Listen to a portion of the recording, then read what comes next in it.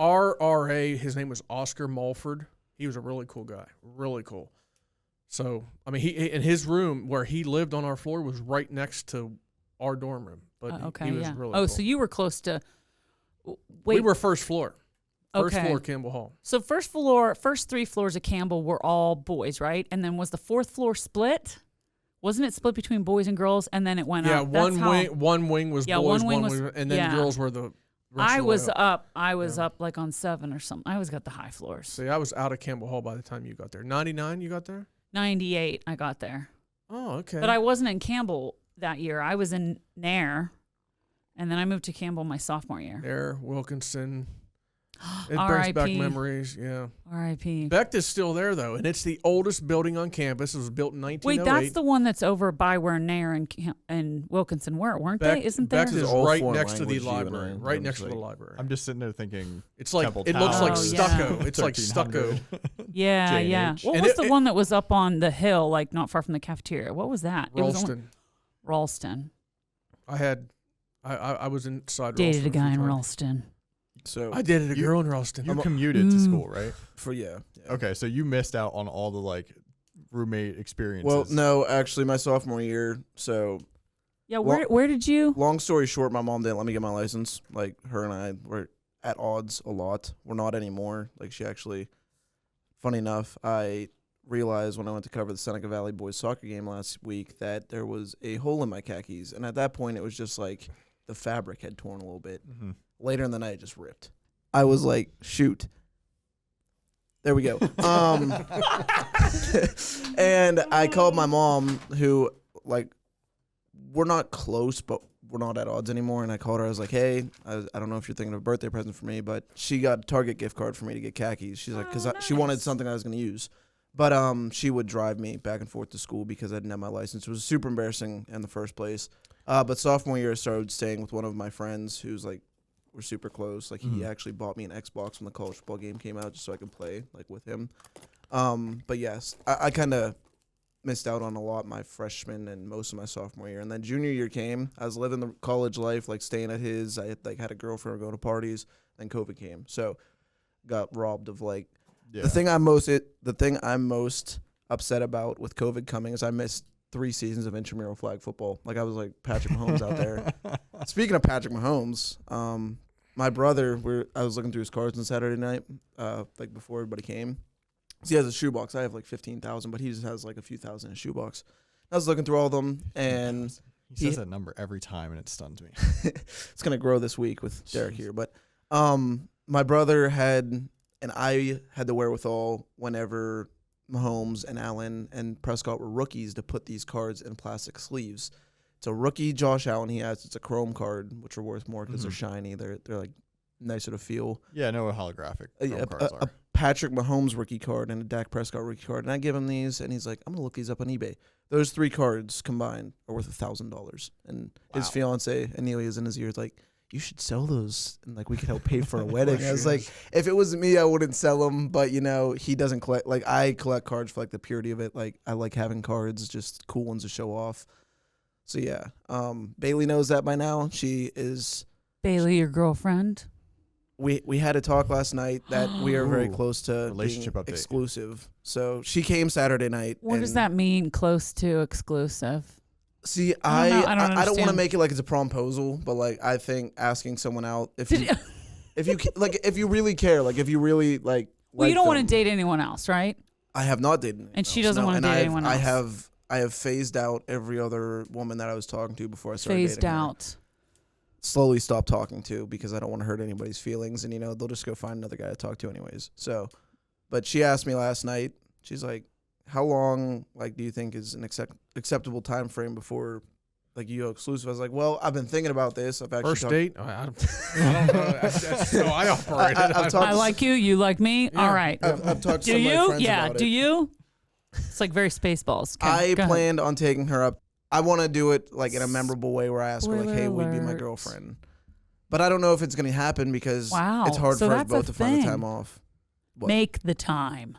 Make the time. Make the time. I just don't show up when No, you might have to get up earlier on a Sunday before you watch Ohio State. And do you know what I mean? It's you a might have 2-hour drive up there and a 2-hour drive back. I don't care. She don't care. It's like a full day thing. It's your idea. And You're the one who don't push her wanted. off the bridge. Yeah. Yeah. Yeah, that wouldn't work. Cute. I'll follow up your pants story with my own pants story too. Apparently, we're on the same wavelength today, which is just never good. You got a rip? I used to do broadcasts for Temple Athletics, like men's basketball, most men's basketball, but all women's basketball home games, and some gymnastics and field hockey and soccer and other stuff. And so what that was like getting the equipment there beforehand, setting up the camera, setting up the computer, making sure everything was good to go. And then I was the producer for most of them. So if depending on the sport, we'd have maybe no camera people and it would just be still shots, or we'd have a bunch of camera people doing stuff on the floor and at half court. But this was a gymnastics meet. And wait, you did gymnastics? no, that I was broadcasting. He was filming gymnastics. Okay, Yeah. I'm sorry. Yes. I was trying to make I a am joke. nowhere near athletic enough to do gymnastics. The amount of knee problems I had, I wouldn't have had a knee if I tried that for even 6 months. But as we're getting ready to pack everything up, like the meet is still going on, but it's not quite done yet. And there's a few hundred people from all the different schools at this meet there, like fans there. I go to bend down to grab some wire or cord, and the back of my pants just rips straight down the middle, just down the crack. I mean, it's like when I went to take them off later, it was like, oh, this is cartoonishly perfect. Jake split his fit I split my jeans. I split my pants. in front of Temple's version of Livy Dunn. And so you don't have a choice here. You've got to just keep on moving. So all I did was take some of the gaff tape that we had, stick my hand down my pants, and just gaff the inside of my I would have done it pants. from the outside. I would have just been like, I was trying to make it slightly less obvious. Yeah. So I walked around with gaff taped split pants for about an hour. Amazing. And then had to go outside to bring the stuff back into do the you have office. a photo of this, I do perchance? not. I do not. And I don't think any of my roommates when I came back even took a photo of this. So this will die with me. My brother, when he interned for the Pirates that's a last shame. year, they had him running around so much, and he like had a pair of khaki pants, and his like legs are like thicker than mine, and he burned holes in both inner thighs of his pants, his khakis, by walking around PNC Park all day. Wow. What? It's like you got some friction there, Tyler. That's called chafing extraordinaire. Wow. Wow. By the way, who gets to ride up front with you on Friday? You gonna put me in the trunk? No. Wait, where are you guys going on Friday? We're going to Westmoreland Mall. Greensburg for a football card show. Say hello to my in-laws. They have 10-cent card boxes. Like these things are so nerdy. It's like Okay. you don't want to like be spotted there like with women there. Well, it doesn't matter now, but You just announced it to everybody because this is staying in. I don't care. Like they're all going to come there and be like, Brendan, you're Brendan from that podcast. I want to take a picture with you. Sorry. and then I'd say, go away. I'm talking to someone. I hope that earns me points. I'm talking to I don't someone. know if the talking reference. I'm dating someone. There you go. Yes, Yeah. I'm close to being exclusive with I'm someone. taken. Close to. I love all the terms. No, they have like a ton of boxes of just football and baseball cards, and you just stand there all day and like look through them. Flip But through not them, all day. We got to be flip back through to them. cover our games. Yeah. But And then you just buy a bunch, do you? Depends. you bring $10, you can get 100 cards. So Oh, cool. Wow. yeah, Mhm. you get to pick them out. They're not worth much, but they look cool. Yeah. It's fun to collect. So All right. He goes for newer cards. I go for like 70s and 80s. So Yeah. there better be some older cards there. Otherwise, at this one, I've been to this one a few times. There's usually like an older guy there in the corner that has a bunch of dusty boxes. Oh, there's a 1973 Jack Ham. hey. Actually, I'd take that if they had it. Absolutely. Today's episode is sponsored by Butler County Chamber of Commerce, Robert Stevens Custom Jewelers, R.W. McDonald & Sons Incorporated. Thank you to our sponsors for supporting Eye on Sports. All right. Well, as you guys know, we are actually into the postseason for two of our fall sports. And, of course, I'm talking about girls tennis and golf. We're going to talk a few minutes here about whatever you guys want to bring up regarding those two sports, team-wise or individually. What are your thoughts on local competitors in either sport? Jake, take it away. Well, to quickly recap, I guess where we are right now, we've got, I think the district or the WPIAL 3A boys golf tournament is wrapping up, should be right about now as we're recording it. Down at Oakmont. Down at Oakmont, site of next year's U.S. Open. I believe the 9th time Oakmont's going to host that tournament, actually. We've had one golfer already qualify for states, North Catholics. Blanking on name here. Riley Contle, I believe is how I say this name. She qualified 5th yesterday. We've got a couple more golfers tomorrow in 2A boys, I believe, that are competing in WPIAL. And then tennis is still, we've got remaining doubles tournament and all of the team tournament, I think, in WPIAL still to go, plus everything going on in District 9 and 10. So, we're right in the middle of it as we speak. I don't know. The thing that's kind of impressed me a little bit this year is, and it happens almost every year, but there's been quite a few underclassmen that have performed admirably so far in the postseason. Contle's just a freshman, and she made states this year. That's pretty impressive. The North Catholic doubles tennis pairs of Bria Kelly and Hardy, and then Samantha Falcon and Evie Marsh. 2 of them are sophomores, I believe. They're going to be playing later this week to try to make it to the state doubles tournament as well. Probably one of them's got a pretty good shot. The other one's an 8 seed and will face the number 1 overall, I think, in round 2. So we've had just a few really good golfers or tennis players that have been young. Joe Rapp, you did a story on him, Derek, not too long ago. He's trying to bounce back this year in District 9 as a sophomore after an early exit last year when he thought he was going to do quite well. Mm-hmm. So I just think it's been a little bit impressive what we've had so far as the youngsters in the area. And, of course, also in District 9, we got Chloe Fritsch from Carson City coming up to try to defend her golf title, girls golf title from last year. I think of Oakmont, and, I mean, in a former life I did golf for about 6 or 7 years. I was horrible. Literally the best I ever golfed on 18 was like 120. So I was horrible. But when I think of Oakmont, I just think, as you said, what's the 9th time it's I think it's 9th next just year. This course that, regular people don't get to play there, right? I mean, it's Arnold Palmer played there. Jack Nicklaus played there. But here, these golfers for the WPIAL, including 4 from Seneca Valley, which is really cool. They got 4 to the final round of the WPIAL 3A championship. Brody Pert, Tyler Garvin, Anthony Cardosi, and Marcos Lopez.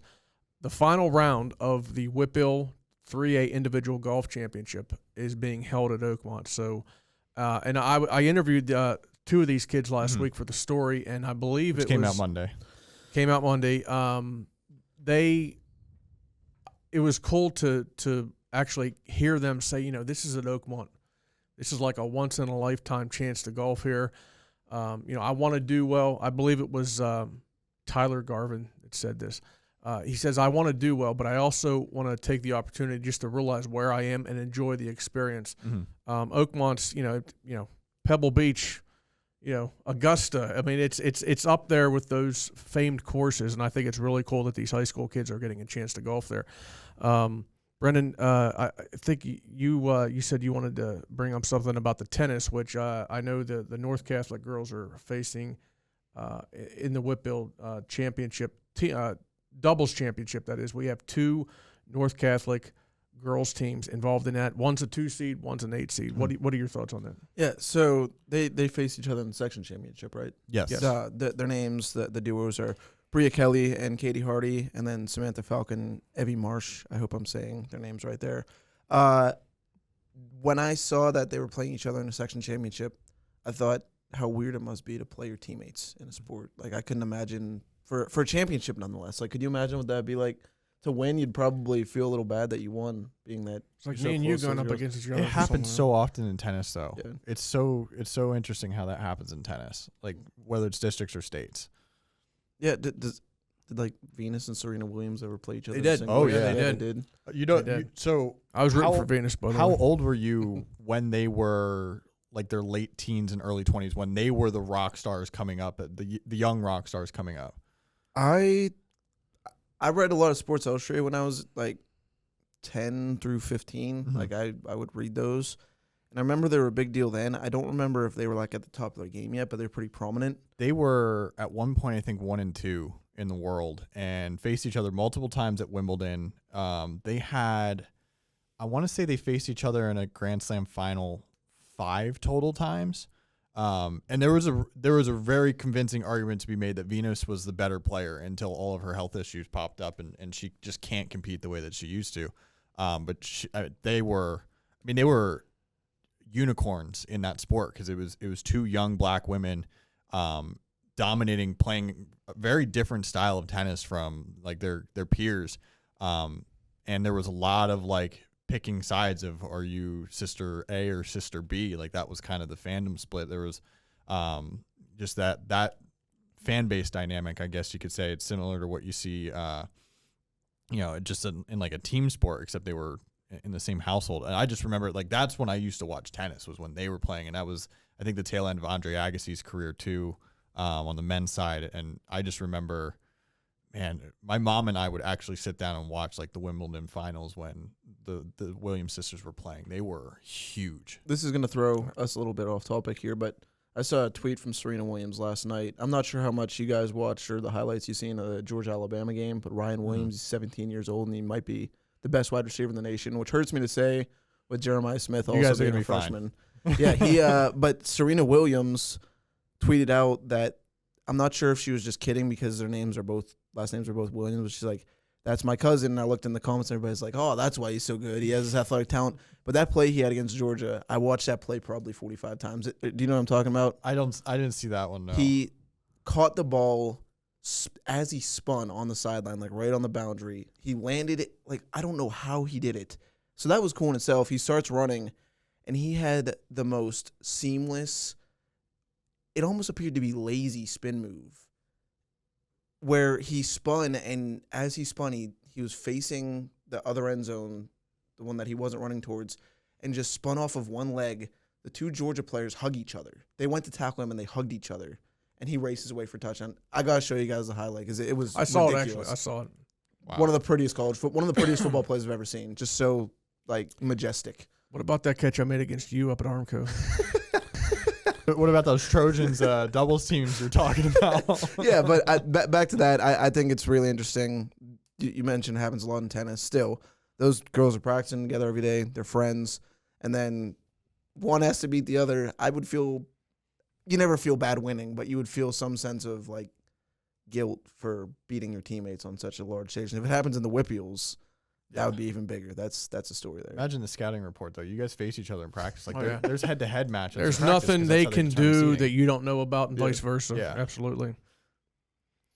So we don't actually have an interview subject this week, but the focus will remain interview-related. The question I pose to you guys here is, what would your dream sports interview be? This can be somebody who's living or not. I just want to get your thoughts on who it would be and what questions would you be most eager to get the answers to. And Brendan, I have a feeling I know who your interview subject would be, so we're going to go to you first. Who do you got? So when I initially was posed this question, I instantly thought Antonio Brown. And then I felt like that would be a lot of mumbling and argument. Like, no. Incoherent words. I've seen. Well, it's not happening now. No, that wasn't happening in the first place. Okay. I think he hates anyone who asks questions. I've seen like his interviews, and he just does not have any of what people are asking. He's at the point where he's always right. So, Johnny Manziel, kind of I would say he was the first college football player that I watched, other than Braxton Miller. Braxton Miller wasn't like on his level. Like, Braxton Miller was a good player, Ohio State guy, kind of maybe like Ohio State, but Johnny Manziel was the first truly exciting college football player I'd seen, and I don't know who that would have been for you guys, but his story was so interesting where he goes from being this relative nobody to the top guy at Texas A&M. He never wins a national championship, but he had some ridiculous plays when he was playing at Texas A&M. The play against Alabama where the ball pops out of his hand, he still throws a touchdown, comes to mind, but then he gets drafted by Cleveland.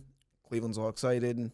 He turns out to be a bit of a disappointment there. A bit of a disappointment. Yeah. Well, most quarterbacks are. Just look at Deshaun when they go Watson to Cleveland right now. our colleague upstairs, Joji and Peter, actually said on Sunday night with the Browns, he's like, I am renouncing my fandom after 50 years. But just that whole arc from where he played for the Browns, he gets cut, doesn't play another snap in the NFL.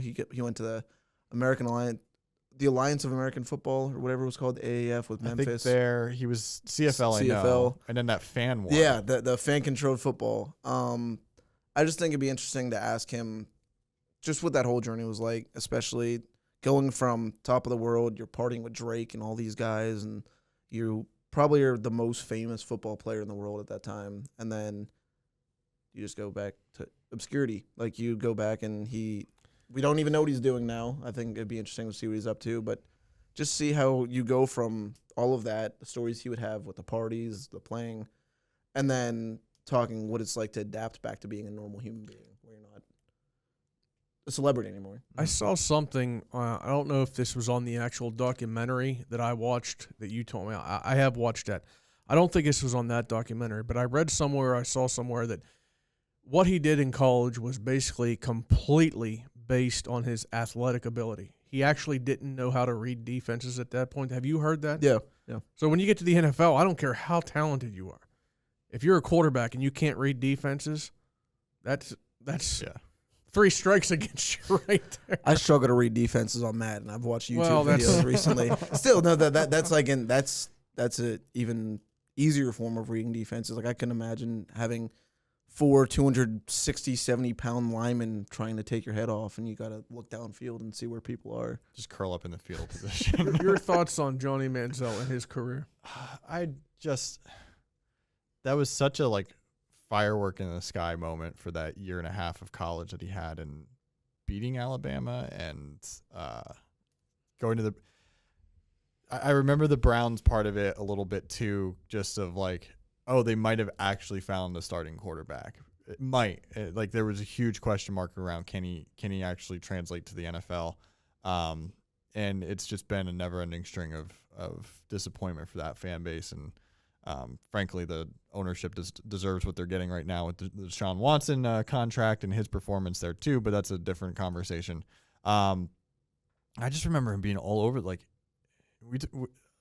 We love to complain about LeBron being in the news all the time, but Johnny Manziel stole that thunder for a year and a half. Every day was Johnny Manziel news. Could you imagine if he had gotten drafted by the Cowboys? How big that would have been. It would have turned out, I think, a little different. Jerry Jones, the theatrics. But also 10 times more insufferable. Jerry Jones behind Johnny Manziel after another binger. The Cowboys made me even not dislike, but not have any affection towards Ezekiel Elliott, who won Ohio State national championship. He played for the Cowboys. I can't stand anyone that plays for the Cowboys, really. I think CeeDee Lamb is cool. I like Des Bryant. That was part of the reason I wore 88 in high school, but I can't stand the Cowboys. Oh, you wore 88 in high school? I wore 88 every year I played football from 6th grade through senior year. See, I'd think Lynn Swann when I thought 88. Yeah. But I'm just going to say that's who I would want to interview. You weren't half the ballerina that Lynn Swann was. He actually took ballet lessons. That's why he was so acrobatic making catches. Jake, please get us out of this hole. Who do you got? I struggled to think of anyone for this. I don't know why. I've never really thought about who I'd want to talk to. I mean, you do the questions of who's one person you'd want to have lunch with throughout history. And this is similar to me, and I've always struggled with these kind of questions. If I want to be funny, to me, it would be sitting down with Gritty and doing an interview because I just find Gritty hilarious. But I think the nerdier side of me would probably be more interested in some of the sports media figures of the past generation or two, the Dan Patricks of the world and those people that were in the early days of ESPN. I've read the ESPN manual that was these guys have all the fun and just the insanity that was for the first 15 years and all the chaos that they did trying to launch that network. I don't know. I was lucky in Central PA that when we went to games and we ran into the older reporters, they would just talk crap about sports and talk crap about each other, and then they wax poetic about their old days too. And I miss those guys a good bit, but I've also somewhat wondered what it would be like to talk to for me a big icon, I guess, in what I do now is Le Batard. I think we've talked about that a few times and how I kind of try to mold this podcast a little bit. I think his career arc is incredible and just unreal how he's a first-generation American from Cuban exiles and becomes a writer, becomes one of the best columnists in the country, and then ESPN brings him, but they start a studio around him in Miami because he's like, I'm not leaving the city. I think a lot of that stuff's really cool. I don't know. I've never really thought in terms of athletes, like who I'd want to talk to. I don't care so much for the owners because they don't say anything interesting anyway, and they make all the rules, and most of the rules I find them to be arbitrary anyway, and I'd rather root for the athletes if I'm going to root for anyone. But I've just never given this much thought, so I think it would be like sports media figures, or if I wanted to have a good laugh, Gritty. That actually brings another idea to my head. I'm going to ask you another question since he's going that route. If you had to interview somebody from the media, we've already interviewed John, so he's not.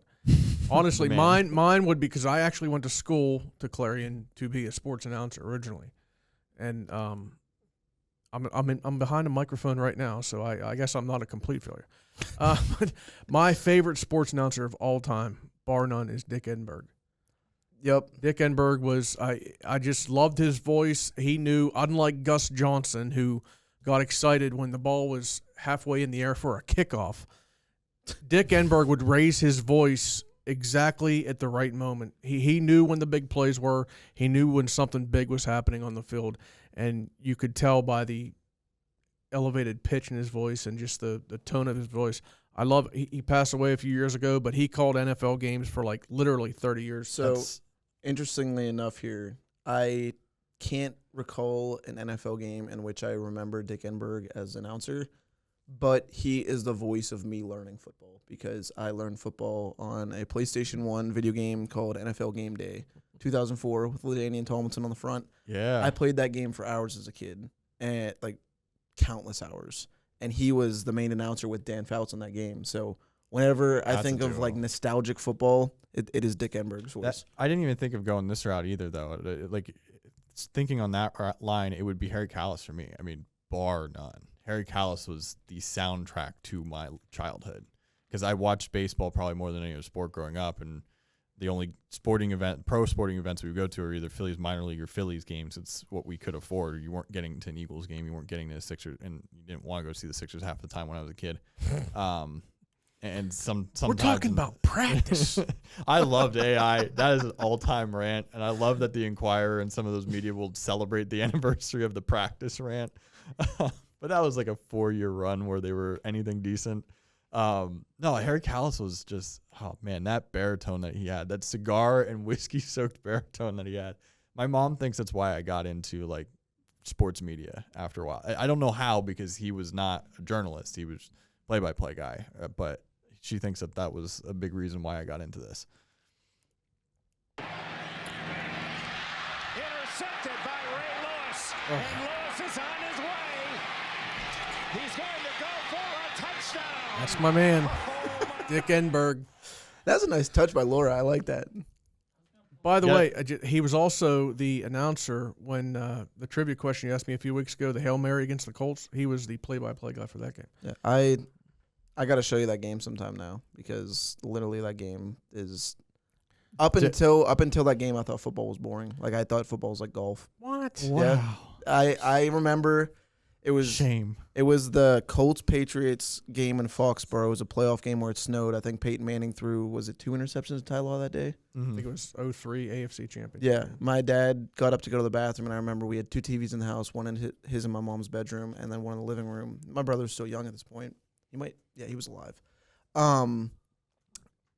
R.I.P. your brother. Laura smiles. No, he was born by then. But I remember my dad got up to go to the bathroom, and I looked at the TV, and I turned to my mom and said, "Can we turn this off?" And I was thinking in my head, I was like, this is like golf. Like I didn't understand the difference between golf and football. I was like 5 or 6 years old, so I wasn't really. Derek, who would you want to interview? We haven't gotten to you yet. Yes, I hate to be predictable. Actually, I love it. That's part of who I am. I love. Yeah. But I'm gonna go. I'm a huge Steeler fan. I'd love to interview Steelers founder and longtime owner Art Rooney. I really would. I mean, he's been gone now since he passed away in August of '88. So, a few years from now, it'll be 40 years. But I've seen clips of him, like short 5, 6, 7-word answers to like single questions. I have never seen a full 15, 20-minute interview with him. And I think it would be very interesting to find out, he was the owner of the Steelers up until his death, but he actually handed the day-to-day operations of the Steelers over to his son Dan Rooney in the late 60s, and it was actually Dan who handpicked Chuck Noll as the Steelers head coach, next head coach at that point. I'd love to find out what Art Rooney, the old man's first impressions were of Chuck Noll. And was his relationship with Chuck the same throughout his career? When you think about Chuck Noll's career, it goes from the rough early years to the Super 70s where they won 4 Super Bowls in 6 years, and then the 80s and the first couple of years of the 90s where they tried in vain, obviously, to win one for the thumb, so to speak, a Super Bowl ring for the thumb. Was Art Rooney's relationship with Chuck Noll the same throughout his whole career? Or were there certain things that came into play that was there ever any tension, especially in the later years when, the Steelers obviously weren't Super Bowl caliber. Another thing that would really interest me is to find out his impressions of the AFL. When the AFL started up in 1960, it was an upstart league. Mm-hmm. Nobody would have thought that they were innovating the game too. It was much more wide open. There was a lot more downfield passing, but for the first couple of years, I don't think anybody would have thought that league was going to be something that was going to literally rival the NFL. And after the 1965 season, the NFL basically waved the white flag, and they said, "Look, we now consider you guys to be our equal. For the next 4 years, we're going to play a championship game between our champion against your champion, which would end up becoming the Super Bowl. And then in 1970, after 4 years of that championship game, we're going to combine leagues. There's going to be one league with 2 conferences, AFC, NFC. But how did Art Rooney's perception of the AFL change from 1960 until 1965 when that move was made where they were like, okay, we are going to merge? And most importantly, when you look at the Steelers, who's in the Steelers conference now? I mean, you got a couple teams like the Ravens and the Texans that came on later, but, the Dolphins, AFL team, Bengals, AFL team. Chiefs, Chargers, Broncos, Raiders, all those were AFL teams. When the 2 leagues merged in 1970, when they officially meshed and came together. Jets, we forgot about the Jets. The Jets, the Patriots, the Bills, all AFL teams. When the 2 leagues came together in 1970, the NFL had more teams in it than the AFL. And they obviously wanted the 2 conferences to be equal, so they sent 3 teams from the NFL, or at that point the NFC technically, over to the AFL, or now the newly formed AFC. Those 3 teams, the Steelers, the Browns, and the Colts. So, we think now that we're used to calling the Dolphins and all the teams in the AFC, we're used to thinking them as conference foes of the Steelers. In 1970, when the Steelers began play that year in the AFC, it was a bunch of new teams, except for the Colts and the Browns. They were used to those teams, obviously. But the Steelers were used to playing the Cowboys twice a year, the Cardinals, the Giants. It was new for the fans, but it was also new for Art Rooney. I mean, he was an old line, old school NFL guy. How was that change for him to kind of look around and see, okay, I know Cleveland, I know the Colts because they were in Baltimore at the time, but Miami, the Raiders. I mean, this is 1970. It was a complete change for the fans, for the players that were used to being in the NFL, and obviously for the owner, Art Rooney. I would be very interested to find out, what his opinions were on the AFL and moving to the conference that included so many former AFL teams. I would love to ask him that, but he's no longer with us. How many Super Bowls did the Steelers win in the 70s under Chuck Noll? Well, it depends on who you ask. Literally, it does, because the last Super Bowl that they won in the 70s, the game itself was played in January 1980. I prefer to go by the season. Mm-hmm. For me, that was the 79 season. But if you want to get technical about it, The fourth Super Bowl they won was played January 20th, 1980. So technically they won 3 Super Bowls in the 70s, but I consider you count that one in the 4, right? 4 and 6 years. Because I always go with the season that the Super Bowl was played, not the exact year, because the Super Bowls back then it was always like 3 weeks into the new year. Yeah. Interestingly enough, one of the Rams captains in that game, you know who that was? It's one of the Saul brothers. Rich. Yeah. Rich Saul, yes, from Butler. His brother, his older brother, Bill, played for the Steelers in the 60s, and his twin brother, Ron, was playing at the same time as him. He played for the Oilers and the Redskins. All 3 of them, unfortunately, now are gone. They are all passed on, but they are all members of the Butler County Sports Hall of Fame. I know that. And the Hometown Heroes? The Hall of Fame up at the I'm sorry, the Sports Hall of Fame high up at school. Butler. Yeah.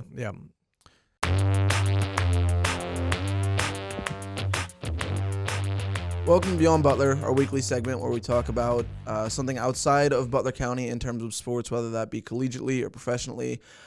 This week, we are actually staying with high school. I saw on Friday night in a matchup between North Allegheny and Central Catholic, a really big 6A matchup in the WPIAL that North Allegheny called a fair catch on a punt. I think this was with no time left in a half or a quarter. I'm guessing a half. That allowed them to have a free kick on the next play, which was a field goal of some sort. I don't know the exact rule. I thought that was really interesting. I've never seen something like that in football.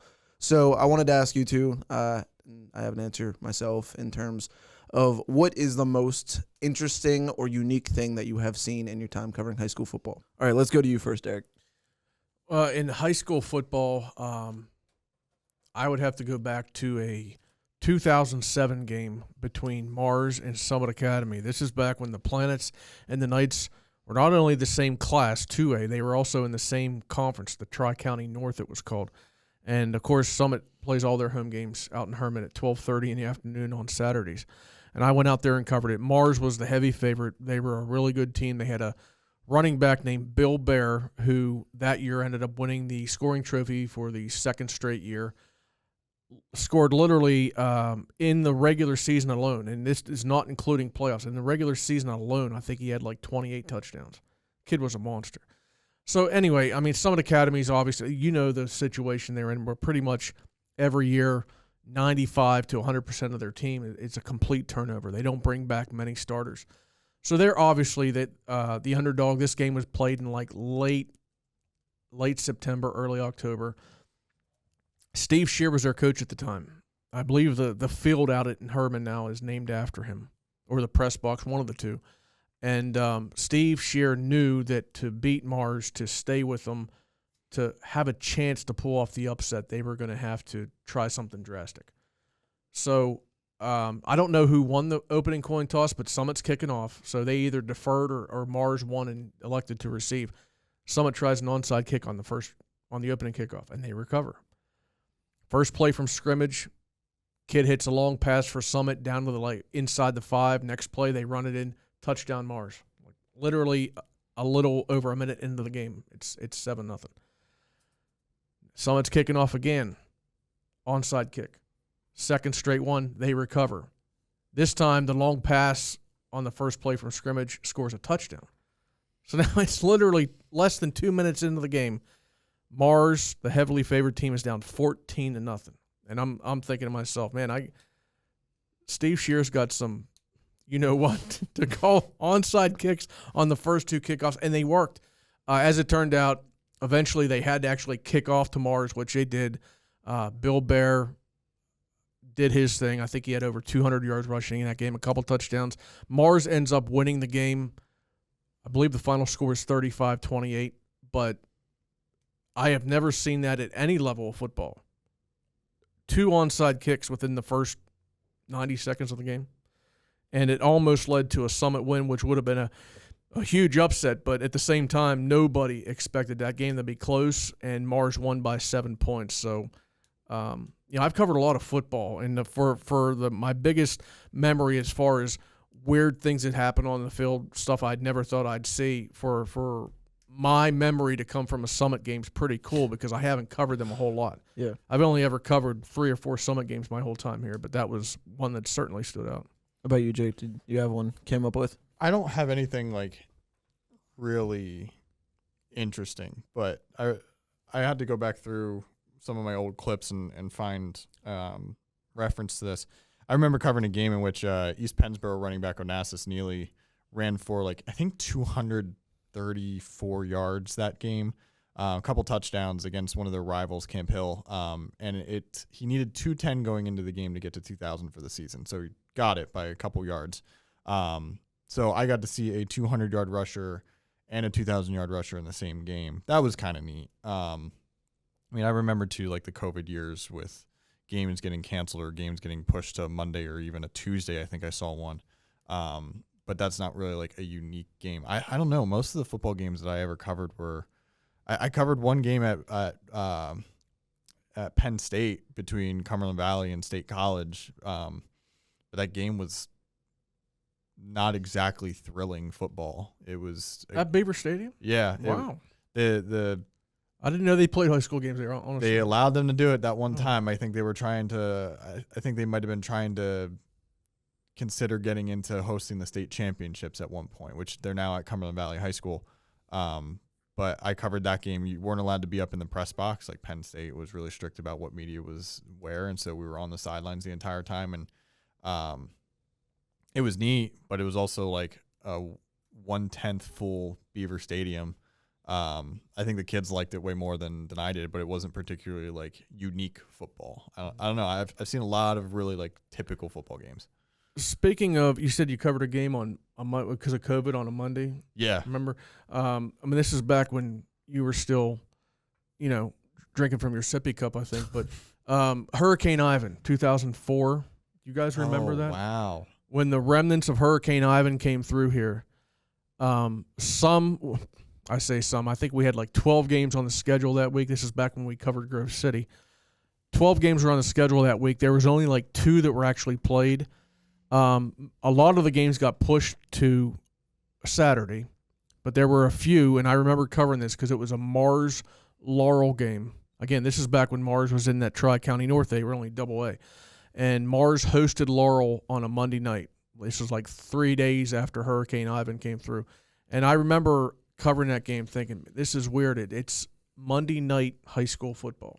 Yeah. But when you brought up Monday night, I thought, I did cover a Monday night high school football game one time. When was that? And I remembered it was Hurricane Ivan.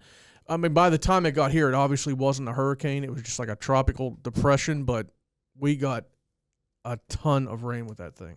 I mean, there was a bunch of areas around here that got flooded. I remember somebody on the news side of our paper did a story down at Seneca Valley.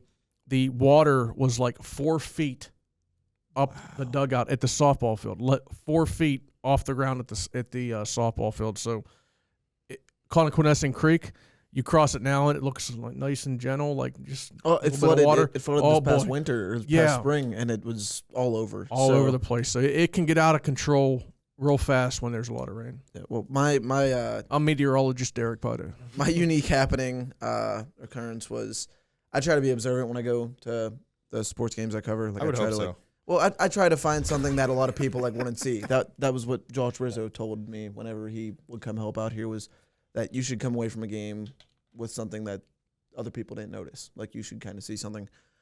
This was a playoff game between Freeport and East Allegheny. It was a rainy night. Freeport started slow, but then they ran away with the game. And at one point, after a touchdown they scored, I'm standing in the press box. I'm watching the extra point, which usually you watch the extra point. You watch the kick go through the uprights. You write down who kicked it and what the score is at that point in your notes. And I happened to catch my eye out of the corner of the eye. This East Allegheny kid, put his arms out like a karate kicker and karate kicked this Freeport kid in the chest out of nowhere. Just jumped up and kicked him in the chest. Jeez. On a field goal. And I remember hearing, I thought it was crazy. I was like, what did I just see here?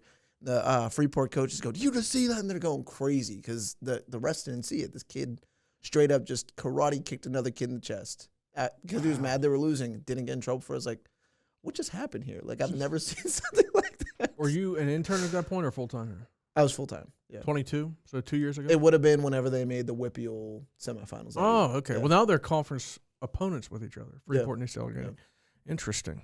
Wow. Yeah, so that is my interesting occurrence.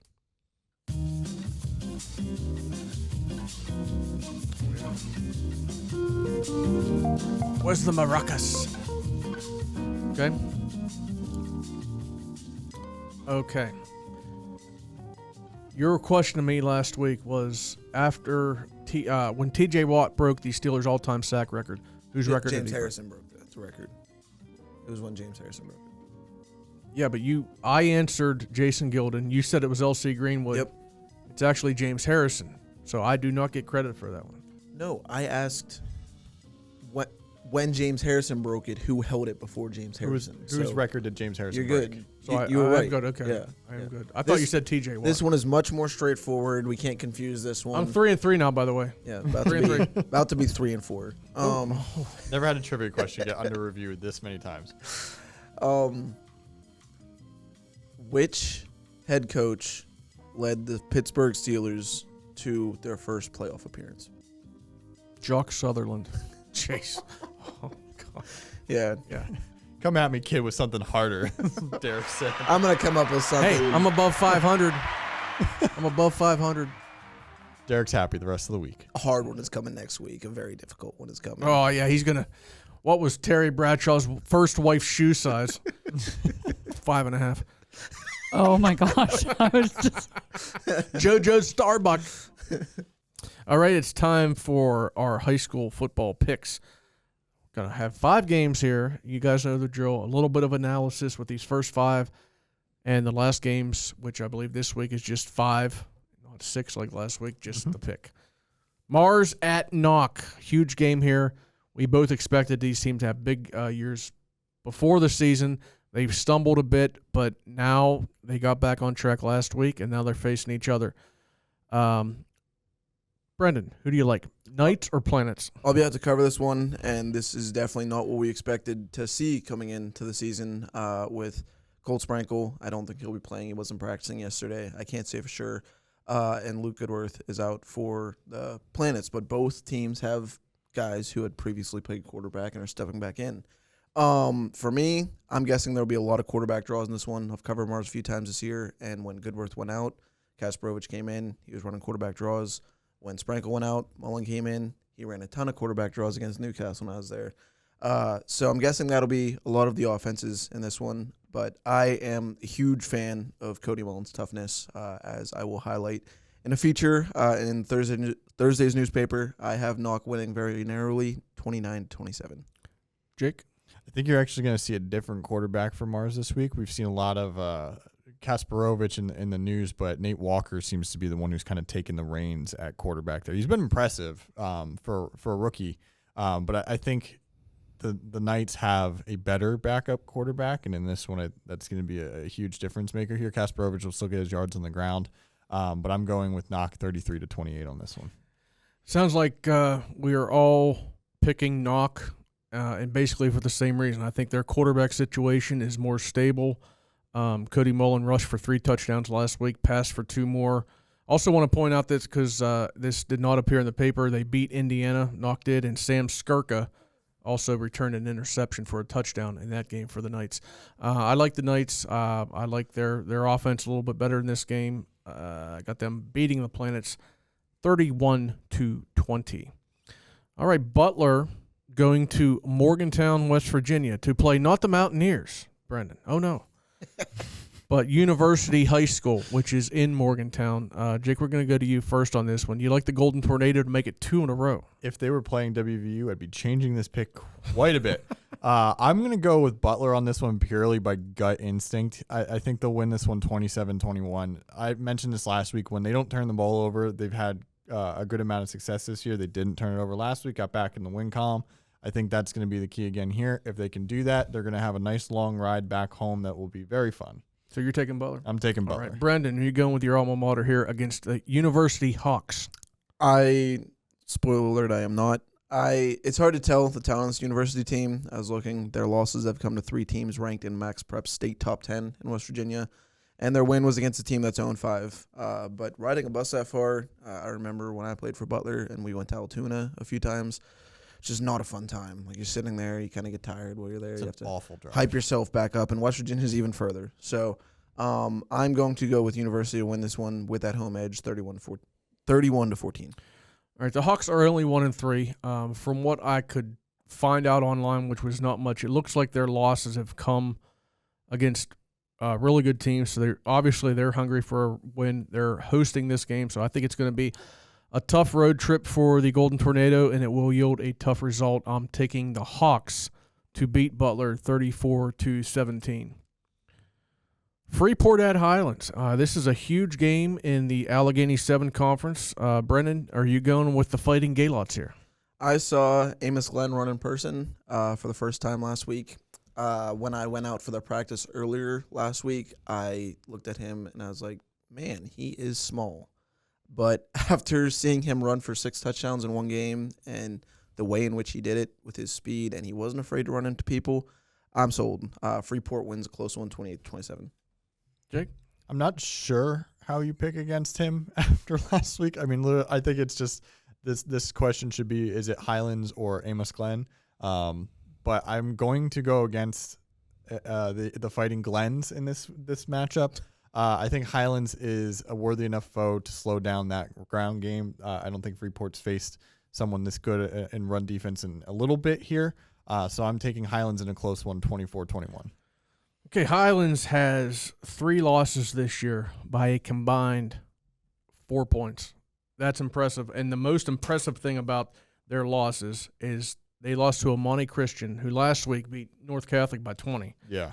Highlands lost to Amani Christian by just 2 points a couple weeks ago. So I think Freeport's going to keep this close, but I like Highlands, the host team, to win over the Yellow Jackets 29-13. Okay, so the aforementioned Trojans from North Catholic, they're going to Central Valley for a key. Is there any conference game at this point that's not key? They're all key, right? I'd say so. North Catholic is Central Valley, a key Western Hills Conference game coming up on Friday.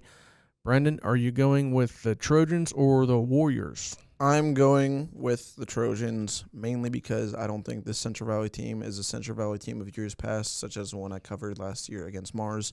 It just doesn't seem as if they're playing up to that level. So I'm going to go with North Catholic 35-20. Jake? I think it seems like for North Catholic, it doesn't matter if they have Joey Felitsky under center or Tom Arth under center. This offense continues to put up a whole lot of passing yards. Wins are starting to come by a little bit easier now.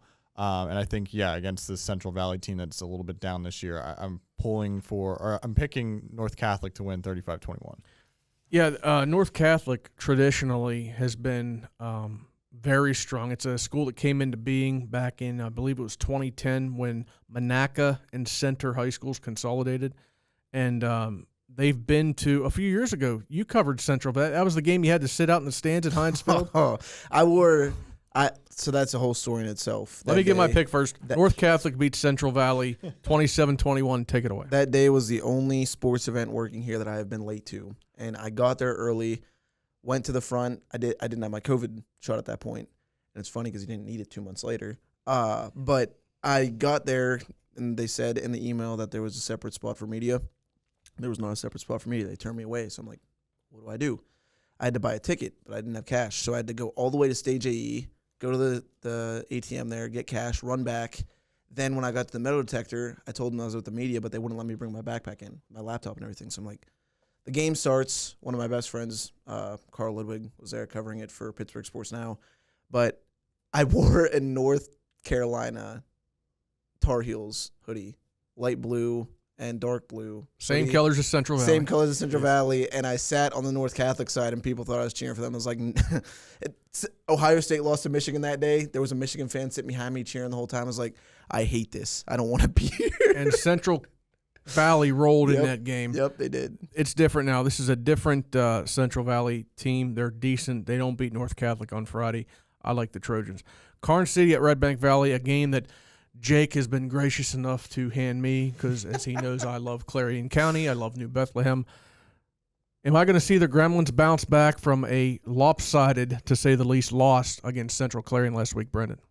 You are not. Red Bank Valley is averaging 42.6 per game this season. They always have a crazy offense. Karn City's not going to be able to keep up. They have a peanut butter plant out there, don't they? Some kind of, yeah. It's gonna be like Karn City's running in peanut butter. There we go. Red Bank Valley wins 42-22. Jake. Dun, dun, dun. Gremlins defense has been stressed the last couple weeks. I don't think it's going to get any easier. They've allowed 146 points while going 1-2 against Du Bois, Punxsutawney, and Central Clarion. But I think Karn City is still going to win this one in a high-scoring affair, 40-35. The strength of the Bulldogs is their passing game. The strength of the Karn City's football team is their running game. Which one can do more damage? Which one can pile up the points, pile up the yards more than the other one? I like Karn City's running game to keep the Red Bank Valley offense off the field just enough for the Gremlins to win 33-28. Last few games here, just the picks. I got you Cannon McMillan at Seneca Valley. Brendan, who do you like? Cannon Mac 28-14. Jake? Cannon Mac, 24-13. I'm taking Seneca Valley. We'll see if it's come back to bite me. Did last week against Mount Lebanon. Seneca Valley 19-14. Montauk at Keystone. Brendan? Keystone 34-7. Jake? Keystone, 37-7. I'm taking Keystone 28-12. Laurel at Summit Academy. Jake? I'm going Laurel 28-7. Brendan? Same team, 32-12. I'm taking Laurel 35-18. Union AC Valley at Punxsutawney. Jake? The Gophers 36-20. Punxsutawney 38-27. I think they're the Gophers, right? Chucks. Chucks. Punxsutawney Chucks. I'm taking the Chucks to beat the Falcon Knights 37-34, but I think this is going to be a really good game, Brendan. You should go to this one. Anyway, Conneaut at Slippery Rock. Brendan? Conneaut 31-15. I just learned that that's pronounced Conneaut. I'm picking them 35-14. I'm taking Conneaut 41-36. I think it's going to be close, but I think the Rockets fall. I already answered your trivia question. Yep. Okay, Jock Sutherland, I'm 4-3 now. All right, so last week we chose our midseason MVP. This week I want to throw a little bit of love toward somebody who might not even be the best player on their team. In fact, they are not the best player on their team, in your opinion, but they are very important nonetheless as an X factor. Brendan, who do you got when you look at our area teams and the area players? For the fact that Knock came into the season missing one of their best receivers from last season in Jackson Bauman, who decided not to play football this year, it made Caden Spencer's job even more important. And being on the sidelines for that Newcastle game, you could tell that he is one of the leaders on that team in terms of how vocal he can get and in terms of how he plays at receiver. So I'm going to go with Knox Caden Spencer. Caden Spencer. He was on the cover of our tab. He was. By the way. Jake?